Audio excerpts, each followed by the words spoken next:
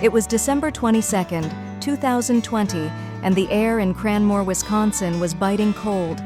Gil Lencourt was on his way home for lunch when something caught his eye: a deer, stranded in the middle of a frozen lake, its legs splayed out helplessly on the slick ice. His heart raced. The deer was completely vulnerable, unable to find its footing, and time was ticking. Gil knew he couldn't just drive by. Without hesitation, he turned his truck around, rushed home, and grabbed a leash. He called his buddy for help, hoping together they could come up with a plan. When they arrived at the reservoir, the situation was even worse than it had seemed. The deer was exhausted, barely able to lift her head. They tried looping the leash around the deer, but it was no use. The ice was too slippery and the animal too panicked. Gil's mind raced as he watched the deer struggle.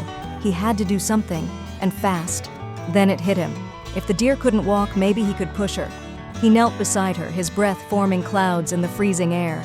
Slowly, carefully, he began to push, inch by inch. His friend filmed nervously, unsure if this plan would work. He tried using the leash first, hoping to lead the deer, but it was clear it wasn't going to work. The animal was too weak, too scared. Gil's mind raced as he watched the deer shiver on the ice. Every second felt like forever. The deer didn't resist. She must have sensed that this stranger was her only hope. Closer and closer they got to the shore. But when they were just feet from solid ground, the deer tried to stand and collapsed again. Gil's heart sank. Was she too weak? With one last effort, Gil gave her a gentle push. Suddenly, the deer wobbled onto her feet, stumbled forward, and then, as if by miracle, she bolted. She ran across the snow-covered field, her legs finally steady beneath her. Gil watched her disappear into the woods, his chest tight with relief.